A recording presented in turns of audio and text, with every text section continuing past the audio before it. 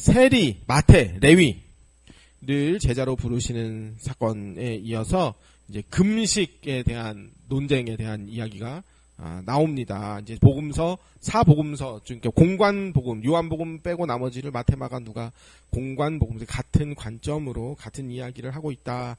그래서 공관복음이라 하고, 요한복음도 같은 복음서인데, 요한이라는 이제 예수님의 제자가 나중에 이제 죽기 전에 인생을 다 돌아보고 예수님이 하신 생적들을 다시 한번 곰곰이 생각해보고, 이건 이런 의미였구나. 그때 이건 이런 그 영적인 어떤 그 내용이었었구나. 이게 구약의 어떤 내용을 이렇게 하셨던 거고. 그러니까 그 요한복음은 그 요한의 해석과 어떤 묵상과 그 관점들이 조금 다르게 그 다른 복음서들과는 조금 다르게 깊이 있게 들어가 있죠. 자, 그래서 27절. 그 후에 예수께서 나가사 레위라 하는 세리가 세관에 앉아 있는 것을 보시고 나를 따르라 하시니. 그래서 예수님이 이제 예수께서 나가사. 그래서 예수님이 밖으로 나가셨는데, 그럼 어디에서 밖으로 나갔느냐 하면 지난주에 이제 중풍병자 고치는 사건이 있었잖아요. 지금 요한복음 5장이 쭉 이야기가 이어져 올 때에 중풍병자의 집에서 나가가지고 나가셨어요. 그러니까 예수님이 나가시고 보시고 따르라고 부르시고, 그러니까 예수님이 다 이 모든 사건의 주인공으로서 우리 인생에 동일하게 행하고 계십니다. 우리도 부르시고 너희로 와라, 우리를 이끄시고 찾으러 나오시고 수가성 여인을 찾아 가시고. 그래서 레위, 마태가 예수님을 먼저 찾아온 게 아니고 예수님이 이제 마태를, 레위를 부르러 찾아가십니다. 예수님이 가신 곳은 세관입니다. 세관. 우리말로 하면 세무서라고 해야 되나요? 그곳에 이제 레위가 앉아 있습니다. 근데 이 마태복음 9장 9절에 보면 레위를 이제 마태라고 했습니다. 그러니까 당시 유대인들은 유대식 이름이 있고 레위 유대식 이름이 있고 로마식 이름 마태, 이렇게 두 가지 이름이 같이 가졌는데, 옛날에 우리도 그 일본식 이름 따로 있고 뭐 그렇게 하는 경우도 있었나요? 그리고 뭐 그 에스더, 하다사, 그죠? 유대 나라 이름이 있고 그쪽 바벨론식 이름이 있고 그렇게 있었다고 하잖아요. 근데 예수님의 이름, 마태의 이름, 직업이 세리였었습니다. 세관인데, 누가복음 19장의 삭개오 이야기처럼 세리들이 이 주님께 돌아오는 사건에 대해서 이제 복음서가 관심 있게 이야기를 하고 있습니다. 당시 가버나움 세관에서는 통행세나 관세를 걷어서 로마의 분봉왕 헤롯 안디바에게 바쳤던 일을 했었어요, 세리들이. 그러니까 이제 분봉왕이라는 것은 지금의 그 도지사 비슷하게 이제 그 지역을 관할하게 로마에서 파송을 해서 거길 지켜라, 그렇게 했던 겁니다. 근데 그 밑에서 로마의 압제를 당하는 상황에서 로마를 위하여 일을 하는 사람이니까 세리들은, 그러니까 유대인들 입장에서는 아주 동족의 피를 단물 쓴물 다 빨아먹는 이런 반민족주의자 같은 그런 사람들이었습니다. 그러니까 유대 사회에서는 아주 이 사람은 나쁜 사람, 쓰레기 같은 사람, 증오의 대상이었던 사람입니다. 그래서 이제 그 오죽하면은 랍비들의 문헌 그 탈무드에서 세리를 강도하고 똑같이 그렇게 취급을 하고 있다고 합니다. 그래서 회당에도 막 못 들어오게 하고 그런 일이 있었다고 합니다. 세례 요한이 세리들에게 뭐라고 지적을 했냐 하면은 부과된 것 이외에 거두지 말라. 누가복음 3장에 보면은 그런 걸 보면은 아마 세리들이 이제 500원만 걷어서 세금으로 징수를 해야 되는데 400원 걷어서 100원은 지 주머니 인마이 포켓하고 이런 사리 사욕을 채우고 사기치고 삥땅치고 로마라는 그 권력을 등에 입고 그렇게 했었던 것 같습니다. 그런 사람들이 다 싫어하죠. 근데 예수님은 다 싫어하는 그 세리 마태에게 먼저 가서 너 나를 따라와라, 나를 따르라, 이렇게 하셨습니다. 그러니까 제자로 부르시는 거죠. 레위는 이미 예수님에 대한 소문을 들었거나 예수님의 말씀을 접했던 사람으로 보입니다. 그러니까 따르라 하니까 바로 따라갔던 것으로 보여요. 예수님에 대한 어떤 사모함도 있고 메시아 예언에 대해서도 알고 있었던 사람인 것 같습니다.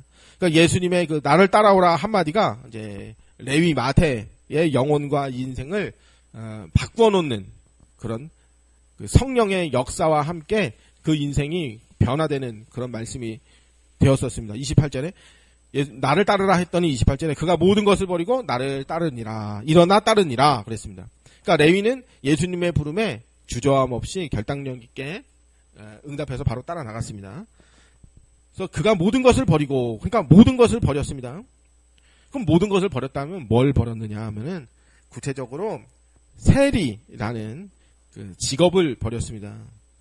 세리라는 직업은 그 당시에 그 막대한 부를 축적할 수 있는 어떤 자기 삶의 기반을, 터전을 포기했다는 것과 같죠.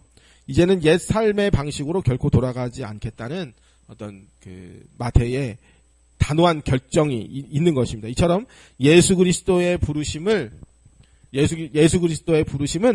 한 사람의 인생을 바꾸어 놓는, 의의 길로 전환시켜 놓는 그런 부르심이에요. 모든 것을 버리고 따르니라 그랬는데 29절에 보면은 레위가 예수를 위하여 자기 집에서 큰 잔치를 하니 세리와 다른 사람이 많이 함께 앉아 있는지라 그랬습니다. 다 버렸대는데 자기 집에서 큰 잔치를 벌렸대요.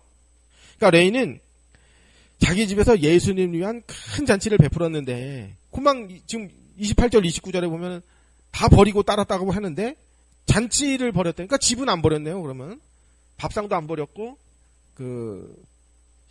냄비, 가스레인지, 이런 주방 도구, 그리고 그 집에서 잔치를 벌릴 만큼이니까 좀 넉넉하게 살았나 봐요. 그건 다 안 버리고 자기가 가지고 있었나 본데요.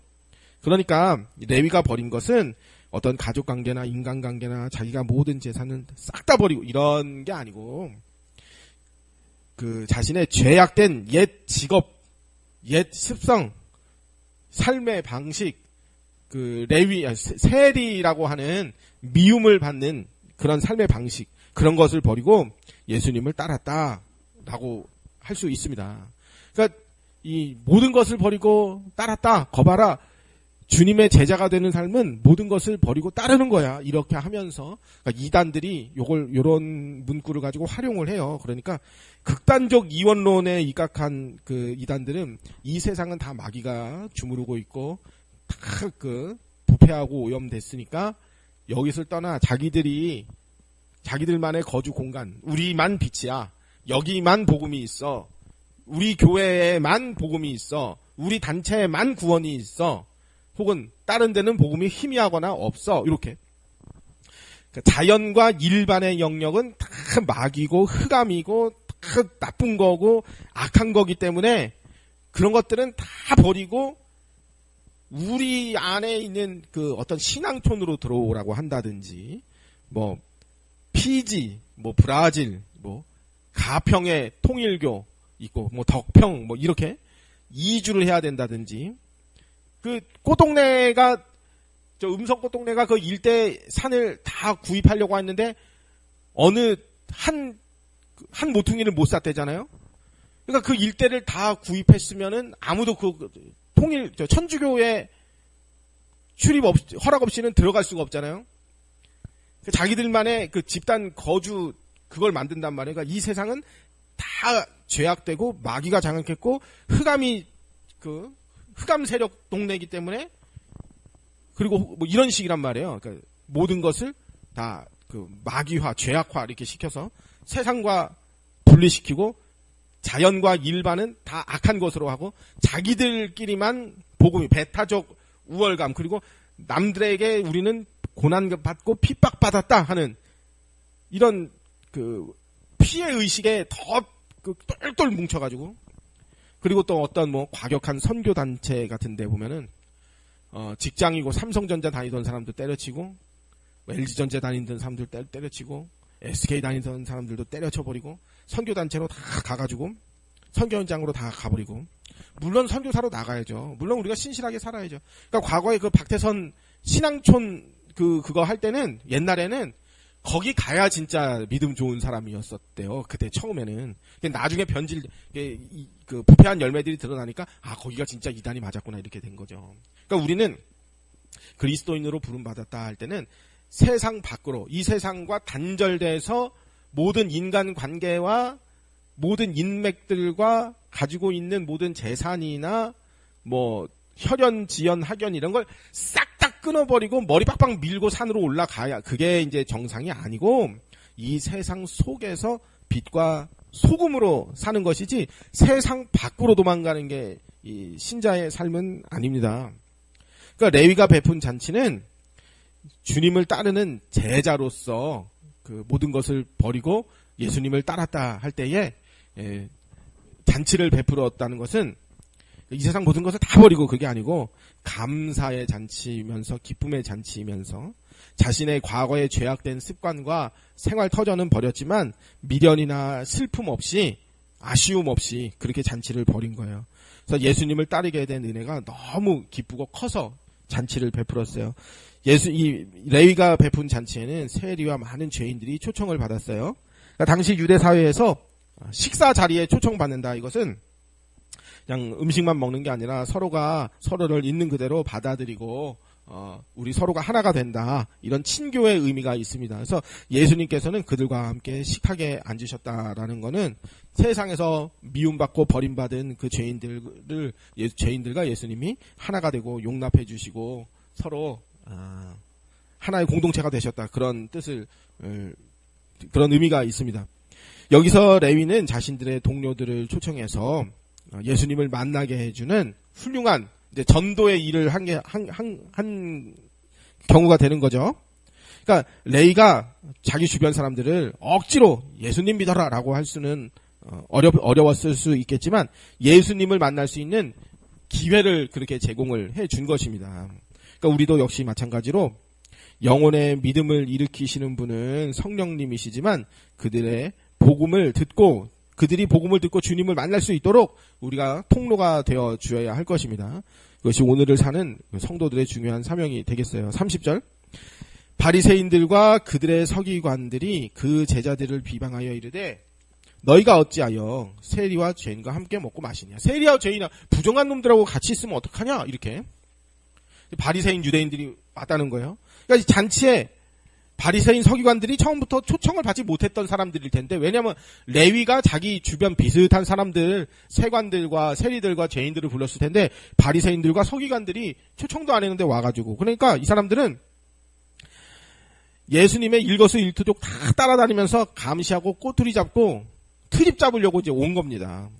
그 사람들이 이제 제자들을 막 비방하고 예수님을 비방하고 불평을 막 쏟아내는데 뭐라고 그러냐면 어찌하여 세리와 죄인들과 함께 먹고 마시느냐. 너도 똑같은 놈이구나. 이렇게 했다는 거예요.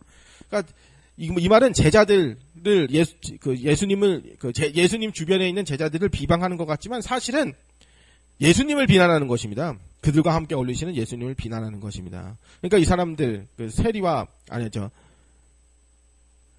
바리새인과 서기관들은 뭐냐면 나처럼 깨끗하고 경건한 사람들하고 메시아라는 사람이 나 같은 사람하고 함께 어울려야지 어떻게 저렇게 부정한 놈들하고 식사를 함께 하며 친교를 할 수 있느냐 이렇게 트집을 잡는 겁니다. 그들은 죄인들과 섞이면 자신들도 부정해진다고 생각했었기 때문에 그 세리와 죄인들하고는 철저하게 격리된 생활을 하려고 했었어요. 오늘날에도 예수님이 누구신지 모르고 복음의 참 뜻을 모르는 사람들은 참 뜻을 몰라 교회를 비방하는 사람들이 많이 있습니다. 그러니까 비방한다. 이것은 무지에서 나오는데 주님은 일찍이 말씀하시기를 세상이 너희를 미워하면 너희보다 먼저 나를 미워한 줄 알라. 그렇게 말씀을 해주셨어요. 그러니까 교회를 향한 비난이 있을 거고 예수님을 따르는 자들에 대한 손가락질이 있을 거예요. 우리가 예수님을 따르고 주님의 인도를 받을 때 이 세상으로부터 오는 어떤 오해가 있을 거고 비난이 있을 거고 고난이 있을 거고 앞으로 시간이 지났고 말세의 때 종말의 때 예수님 재림의 때가 가까우면 가까울수록 우리가 요한계시록에서 보았듯 엄청난 핍박과 환난이 있을 것은 분명합니다. 31절 32절에 예수께서 대답하여 이르시되 그 비방하는 사람들한테 이제 대답해 주시는 거예요. 뭐라고 하냐. 건강한 자에게는 의사가 쓸데없고 병든 자에게라야 쓸데가 있나니 내가 의인을 부르러 온 것이 아니요. 그 사람들이 자기들이 의롭다고 생각하고 있잖아요. 죄인을 불러 회개시키러 왔노라 그랬단 말이에요. 그러니까 바리새인들이 제자들한테 따졌는데 예수님이 답변을 해주시는 건데 예수님은 아주 논리적인 비유를 대시는데 예수님은 자기 자신을 의사로 비유하시면서 의사가 필요한 사람은 건강한 자가 아니라 병든 자다 이렇게 말씀하시니까 내가 병든 줄 아는 자, 은혜가 필요한 줄 아는 자, 내가 죄인인 줄 아는 자가 예수님 앞에 나온단 말이에요. 그러면서 예수님이 또 뭐라고 하느냐면 내가 의인을 부르러 온 것이 아니요 죄인을 불러 회개시키러 왔다. 예수님이 이 땅에 오신 목적입니다. 그러니까 누가복음 19장 10절에 뭐냐면 인자가 온 것은 잃어버린 자를 찾아 구원하려고 왔다. 이렇게 말씀하신 것처럼 의인은 그 사람들을 의인으로 비유를 한 거예요. 바리새인 서기관들을 의인으로 비유한 거예요. 그러니까 내가 의인을 부르러 온 게 아니다. 이 말은 우리가 의롭게 살면 안 된다. 이 말이 아니고 진짜 죄가 없는 사람이 아니라 내가 죄인임을 아는 사람들을 불러 의인으로 만들려고 온 거다. 이 말이란 말이에요. 그러니까 스스로 건강하다고 착각하며 자기 의에 빠져서 남을 멸시하고 있는 그 바리새인, 유대인, 서기관, 사두개인 이런 사람들을 아주 반어법적으로 비꼬아서 하시는 말씀이에요. 그러니까 이런 사람들이 꼭 그렇게 생각한단 말이에요. 남들은 못 깨달은 이 복음을 나만 깨달았다. 이런 배타적 우월감에 빠져서 뭐 한 수 배우려고도 안 해요. 공부도 안 해요.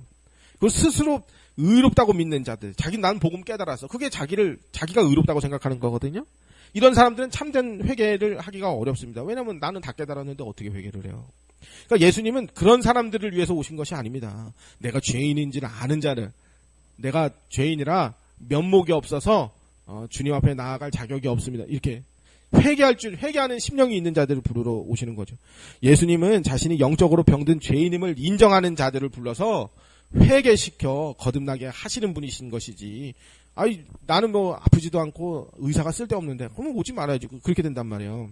그러니까 우리가 하나 생각할게. 나 자신이 죄인임을 알아야 한다라는 의미는 원래 거 봐라. 그러니까 나 죄인이니까 죄 져도 상관없다.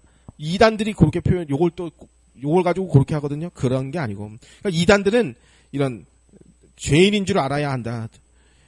내가 의인을 부르러 온 것이 아니요 죄인을 부르러 왔다. 요 표현을 가지고 왜곡해가지고 죄를 지어도 그리스도만 붙들면 된다. 요렇게 한단 말이에요.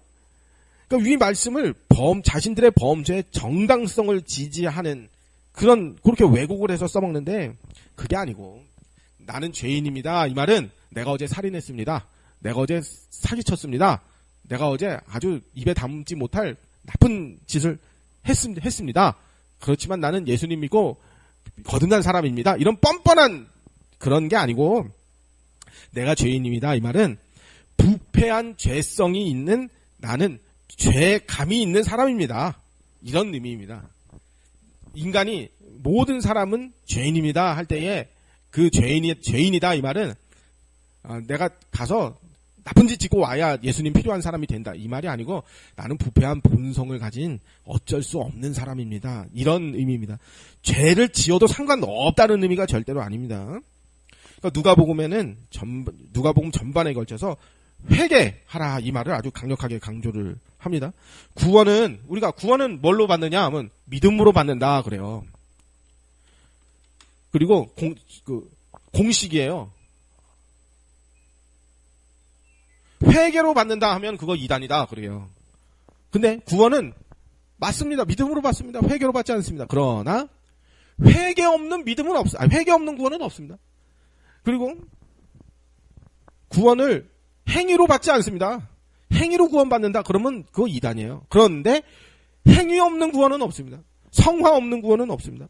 회개 없는 구원은 없습니다. 회개와 믿음은 동전의 양면입니다. 믿음은 있는데 뒷면에 회개가 없다. 그거는 위조 지폐예요. 위조 지폐. 플라스틱으로 만든 애들 장난감 지폐놀이인 거죠. 앞에는 세종대왕이 있는데 뒤에 아무것도 없다. 그건 가짜예요. 앞에는 앞면에는 있는데 돈이라고 써 있는데 1,000원, 10,000원, 50,000원 써 있는데 뒷면에는 하얀 종이다. 그거는 A4 용지인데 A4 용지로 출력한 거죠. 우리 센터에 할머니들 돈 계산하는 거 할 때 종이에다가 출력해서 이제 잘라가지고 주면은 그게 진짜 돈인 줄 알고 잘 옛날에 정태순 어머니 같은 경우 꼬깃꼬깃해가지고 잘 주머니에 넣으신단 말이에요. 그 자식들한테 갖다 주시고 용돈 주시고. 그러니까 그거는 이제 치매가 있어서 인지가 저하돼서 그런 거지. 그러니까 회개 없는 구원은 없습니다. 믿음은 없습니다. 그러니까 웨스트민스터 소유리 문답 87번에 생명에 이르는 회개는 구원의 은혜인데, 그러니까 회개가 구원에 이른대요. 죄인이 자기 죄를 바로 알고 그리스도 안에 자비를 깨달아 죄를 슬퍼하고 미워하며 죄에서 떠나 하나님께로 돌아가 새롭게 순종하는 것이 바로 회개다. 그러니까 거듭난 자의 징표다 이거예요. 이게 없으면 그건 가짜예요. 아무리 그리스도 부르고 복음하고 뭐 옛날에 역사가 일어났다느니 뭐 검증도 안 된 그런 뭐 전도 폭발이 다 가짜예요. 그건. 회개 없는 것들은 다 가짜입니다. 그래서 참된 회개는 그래서 삶의 거룩을 향한 큰 전환을 만들어주죠. 그러니까 오늘날 교회가 존재하는 이유가 바로 죄인들을 불러서 회개케 하는 그 곳이에요. 교회가. 그래서 교회는 죄인들을 비방하는 곳이 아니라 복음을 전해서 그 죄인들이 회개하고 예수님께 돌아오도록 도와주는 구원의 방주 역할을 하는 것이 바로 오늘날의 교회입니다. 33절에 그들이 예수께 말하되 요한의 제자는 자주 금식하며 기도하고 바리새인들의 제자들도 또한 그리하되 당신의 제자들은 먹고 마시나이다 그랬어요. 그러니까 그들이 예수께 말하되 했는데 이 그들이다 누구냐면 마태복음 9장 14절에 보면은 마태복음의 똑같은 내용을 가보면은 이제 그들이 예수께 말하되 이 그들은 세례 요한의 제자들입니다. 그러니까 그 세례 요한의 제자들의 마음속에는 사람들이 다 예수님께 많이 가는 것에 대한 어떤 시기 질투하는 마음도 조금 있었던 것 같아요. 그래서 그 세례 요한의 제자들이 와서 말하기를 요한의 제자들은 그러니까 자기들은 말하는 거죠. 죄에 대하여 애통하며 습관적으로 자주 금식하고 바리새인들도 일주일에 2번씩은 금식하는데 정기적으로 금식하는데 왜 당신의 제자들은 예수님의 제자들은 금식도 안 하고 먹고 마시고 즐기기만 합니까? 이렇게 이제 따지는 거예요. 이 당시 유대인들에게 금식은 어떤 경건의 절대적인 기준이었어요. 그런데 예수님의 제자들은 전혀 다르게 행동하니까 그게 좀 불만이었던 것 같아요. 근데 우리가 구약 성경에 가면은 하나님이 뭐라고 그랬으면 야 제사도 갖고 오지 마. 나 다 필요 없어. 성전문 닫아버려.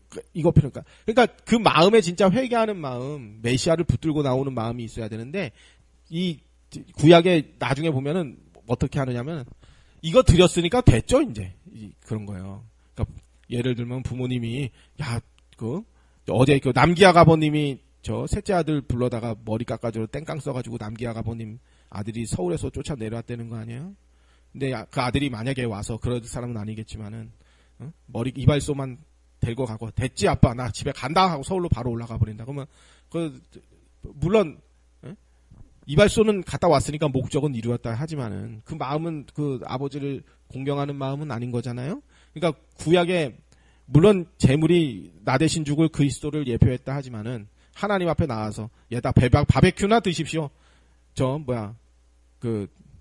피나 드십시오. 이 육회나 드십시오.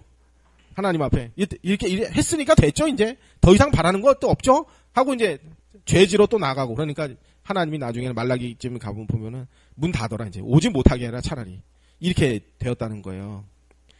그러니까 당시 유대인들에게는 금식 경건은 어떤 하나의 절대적인 기준이었어요.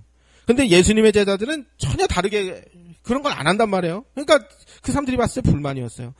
그러니까 세례 요한은 이 이사야가 말했던 광야에 외치는 자의 소리의 그 주인공이었잖아요. 그러니까 구약의 메시아 예언의 가장 아주 핵심적인 그 책이 그 이사야인데 세례 요한이 아주 이사야의 내용 그대로 온 사람인데 그런데 예수님도 마찬가지 이사야가 말한 그 주인공이 바로 예수님이었단 말이에요. 그러니까 세례 요한의 제자들이 당신이 오실 그이가 맞아요? 우리 나중에 보면 그런 내용 나오잖아요. 우리 스승님 세례 요한이 지금 감옥에 들어갔는데 왜 안 꺼내주냐고요. 당신 메시아 맞아요? 맞는 것 같은데 왜 안 꺼내줘요? 그런 의미였거든요. 그러니까 예수님이 뭐라고 하냐면 야 니들이 보고 들은 거를 가서 너희 스승 세례 요한한테 얘기해줘라. 병든 자가 고침을 받고 눈먼 자가 눈을 뜨고 절름발이가 걷고 귀신이 떠나가고 병자들이 고침받는다고 가서 얘기해줘라. 이 말은 뭐냐면 이사야의 예언 그대로 메시아의 표적을 일으키는 이가 바로 나다라고 가서 알려줘. 내가 메시아 맞다. 이렇게 얘기해 주는 거예요. 그러니까 이사야의 그 텍스트 이사야의 예언 그대로 하시는 이가 바로 예수님이시다. 이제 그 말을 하거든요. 자, 35절, 36절에 예수께서 그들에게 이르시되 혼인집 손님들이 신랑과 함께 있을 때에 너희가 그 손님으로 금식할 수 있느냐?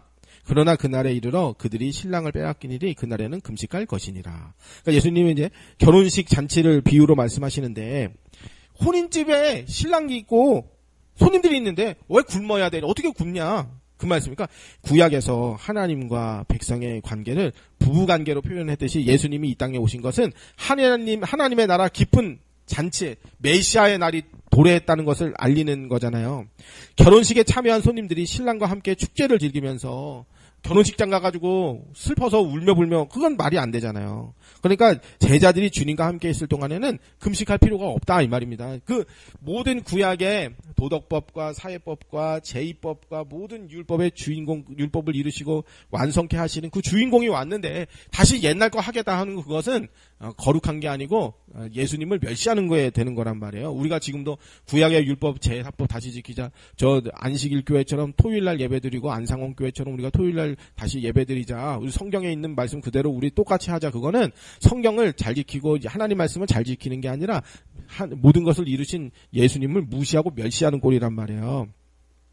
그러니까 예수님과 함께 있는 동안에는 금식할 필요가 없다 이겁니다. 그 진짜 주인공이 오셨는데 왜 옛날 거로 다시 돌아가느냐 이 말이잖아요. 그러니까 우리가 로마서가 5장 6장으로 넘어가면서 6장에서 은혜를 더하려고 그 죄를 더하겠느냐? 우리가 무슨 말을 하리요? 이 말은 뭐냐면 복음을 충분하게 설명을 해주면요. 복음에 대해서 충분하게 알려주면은 듣는 사람의 반응이 그러면 이제 우리 아무것도 할 것도 없네 그러면? 야 그러면 예수님이 다 이루셨으니까 우리 그냥 내 마음대로 살아도 되는 거야? 이런 반응이 나오는 게 정상이다. 이제 그런 의미입니다. 그러면서 이제 오해하기가 쉬운 것이 구약은 율법이고 신약은 복음이다. 그게 아니고 구약에도 복음과 율법이 같이 들어있고 신약에도 복음과 율법이 같이 들어있습니다. 그러니까 복음으로 우리가 하나님의 약속으로 그 은혜의 대상자가 되었으면 약속의 수혜자다운 책임이 있다. 그게 이제 그 율법이거든요. 자, 계속 이어서 또 신랑을 빼앗길 그날이 온다라고 설명을 해주는데 이 빼앗긴다 라는 표현은 35절 맨 밑에 신랑을 빼앗기는 그날에는 금식할 것이라 했단 말이에요. 빼앗긴다라는 표현은 어떤 강제적이고 폭압적인 사건이 있을 건데 그것이 바로 예수님이 십자가에서 고난받으시고 죽으시는 사건이 있을 것이다 라는 이야기입니다. 예수님이 무덤에 계시는 그 동안에는 슬픔의 시기가 지날 것이지만은 슬픔의 시기가 오면은 제자들은 자발적으로 애통하면서 금식을 하게 될 것입니다. 이 말씀은 승천 이후 지금까지 우리가 계속해서 슬퍼 금식해야 된다 이런 의미가 아니고 부활하신 주님을 만난 제자들은 다시 기쁨을 회복했잖아요. 그러니까 우리는 그리스도 안에서 있다는 그리스도 안에 우리가 살고 있다는 그 아주 잔치집에 초대받은 엄청난 복된 사람들이에요. 우리에게는 주 안에서 항상 기뻐하라는 예수님 안에서 기쁨이 넘치는 사람들이잖아요.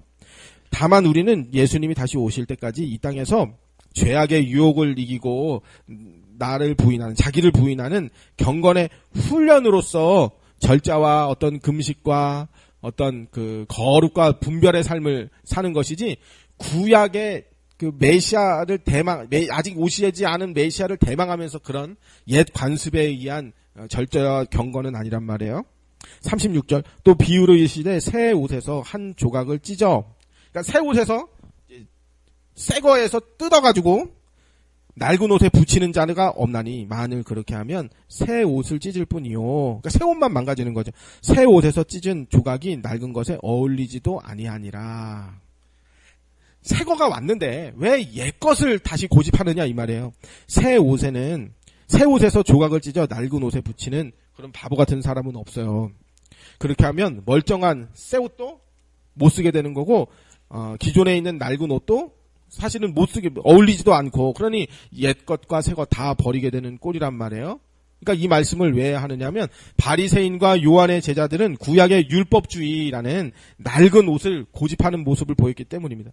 그 낡은 틀에 예수님이 가져오신 그 새 언약의 복음을 은혜의 새로운 삶의 방식을 옛날 거에다가 억지로 짜 맞춰 적용하고 거기에 머물러 있을 수는 없는 것입니다. 우리 그리스도인들의 삶은 철저히 교회의 머리 대신 예수 그리스도의 통치와 인도를 따라서 새로운 삶을 사는 것입니다. 그게 새 옷을 찢어 어떻게 낡은 옛날에 거기에 맞춰서 살겠느냐. 그럴 수가 없다. 그 말씀이란 말이에요. 37절 38절 새 포도주를 낡은 가죽 부대에 넣는 자가 없나니 그렇게 하면 새 포도주가 부대를 터뜨려 포도주가 쏟아지고 부대도 못 쓰게 되리라. 새 포도주는 새 술은 새 부대에 넣어야 할 것이다. 그러니까 예수님이 또 포도주를 담는 가죽 부대에 대해서 비유로 말씀을 하시는데 이 가죽 부대는 동물의 그 가죽이죠. 옛날에는 동물의 가죽을 이렇게 사용을 했다고 합니다. 이것저것 담아놓고 하는데 썼다고 합니다. 근데 오래되면 비누도 우리 지금 쓰는 비누도 오래되면 딱딱해지고 갈라지듯이 자동차 타이어도 오래되면 딱딱해지고 갈라지고 경화되잖아요. 그러니까 가죽 부대도 오래되면 탄력성을 잃고 딱딱하고 경화돼서 찢어져 버리니까. 그런데 탄력성을 잃은 옛 부대, 오래된 가죽 부대에다가 새 술을 넣으면 어떻게 되냐면 새 술이 발효가 되어 가스가 나오니까 빵빵해지다가 이제 폭발을 해 터져 버린단 말이에요. 그러니까 새 포도주를 가죽 부대에다 넣으면은 늘어나지를 못하니까 가죽 부대가 압력을 견디지 못하고 이제 펑 터져 버릴 것입니다. 그러면 그 안에 넣었던 포도주도 쏟아지니까 못 쓰게 되고 옛 부대도 그 가죽 부대도 못 쓰게 된단 말이에요. 그래서 당연히 새 포도주는 신축성이 있는 새 부대에 넣어야 된다는 거예요. 그러니까 예수님은 유대교의 어떤 전통을 적당히 고쳐가지고 유대교의 전통 그대로 살리려는 그런 게 아니고 옛 언약을 완성하시는 그 새 언약의 시대, 새 포도주의 시대, 새 언약 시대를 열러 오신 것입니다. 그러므로 예수님의 말씀을 따르는 따르는 자들은 전적으로 새로운 삶의 질서와 방식을 요구되는 거예요. 그게 새 부대라는 거예요. 그러니까 낡은 유대주의적 틀로는 예수 그리스도의 복음을 담아낼 수가 없어요. 이런 내용이 사실은 사도행전 중반까지 나오긴 나오죠. 그 예수님의 제자들이 그래도 할례 받아야지. 그래도 우리 옛날 그거는 해야 되지 않겠어? 그러니까 아직 그 습성이 남아 있었기 때문에 그랬던 거였단 말이에요. 그러니까 오늘날 우리도 마찬가지예요. 과거 이방인으로 살던 옛 생활 습관, 인간적인 고집을 그대로 가지고 있으면서 난 복음 안에서 새로운 사람이야 이럴 수는 없다는 거예요. 예수님을 믿으면 거룩과 정결함으로 어떤 삶의 질서와 내용이 전적으로 새로워져야 되는 거죠. 그것이 이제 그 신약에서 우리에게 계속 요구하고 있는 그리스도의 법이에요. 너희는 이 세대를 본받지 말고 오직 마음을 새롭게 함으로 변화를 받아라. 복음에 합당한 생활을 해라. 그렇게 복음에 마땅한 사람이 되라. 이렇게 하신 말씀처럼 예수님의 통치를 받는 사람은 새 부대, 거룩한 성화의 삶을 살아야 되죠. 그러니까 너무 성화만 강조한다. 그러면 율법주의 비슷해져 보이고요. 너무 또 칭의만 강조한다. 그러면 또 반율법주의 방종이 정당한 것처럼 그렇게 보일 수가 있거든요. 그러니까 적당히 이제 복음과 성화가 칭의와 성화가 잘 조화를 이루어야죠. 39절 묵은 포도주를 마시고 새 것을 원하는 자가 없나니 이는 묵은 것이 좋다 함이니라. 유대 종교 지도자들은 끝내 예수 그리스도의 복음을 받아들이지 못한 이유가 뭐냐면 우리는 옛날 게 좋아. 옛날 방식이 좋아. 약간 제가 그런 스타일인데 요새 나오는 신문물을 할 줄을 몰라가지고 지금 배우고 싶어도 배우지 못하고 그런. 근데 그 유대 나라 사람들은 오랫동안 지켜온 자신들의 전통과 관습이라는 그 묵은 포도주. 우리는 옛날 거가 좋아. 우린 율법대로 하는 게 좋아. 이게 너무 익숙해져 있었단 말이에요. 그것이 습관이 되고 굳어져 버리니까 예수님이 가져오신 그 영생을 주는 그 새 포도주가 그들의 입에 맞지 않았던 모양입니다. 그들은 변화를 원치 않았고 그저 옛것에 머물러 있기를 원했단 말이에요. 그러니까 오늘날 우리에게도 적용을 해보면은 우리 역시 오랜 신앙생활 속에 형식적인 어떤 예배, 나만의 고집스러운 신앙 패턴에 딱 묶여가지고 묵은 포도주, 난 옛날식으로 해야 돼. 그러면 또 안 될 거죠. 성령님께서 말씀을 통해 내 영혼의 갱신과 변화를 촉구하시는데도 늘 옛 모습에 머물려고 하는 어떤 관성의 법칙처럼 그렇게 빠져 있으면 안 되겠죠. 우리는 이 잘못된 익숙함에서 과감히 벗어나야 할 것입니다. 하나님의 말씀을 따라 언제든지 거듭나고 변화되어지고 주님 앞에 늘 나아가려고 또 깨어있고 열려있기도 해야 될 것입니다.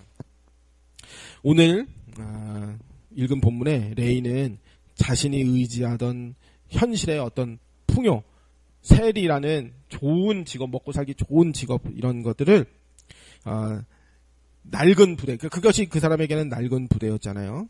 옛 묵은 자기 입에 딱 맞는 묵은 포도주였고 그것을 버리고 예수님이 주시는 그 영생의 새 포도주, 새 술을 받은 것과 같잖아요. 그리고 그 기쁨을 이웃들과 함께 나누었습니다. 우리는 바리새인들처럼 어떤 형식에 매여 남을 비방하는 낡은 부대, 옛 습성, 이것을 과감하게 던져버려야 됩니다. 날마다 말씀으로 우리를 새롭게 하시는 예수 그리스도를 우리 마음속에 모시고 기쁨과 자유함 속에서 예수님을 따르며 죽어있는 영혼들에게 주님의 그 레위처럼 잔치로 불러 예수님을 더욱더 알려주는 그런 새 부대를 얻고 먹고 또 나누는 그런 복된 신자들이 되어야 할 것입니다.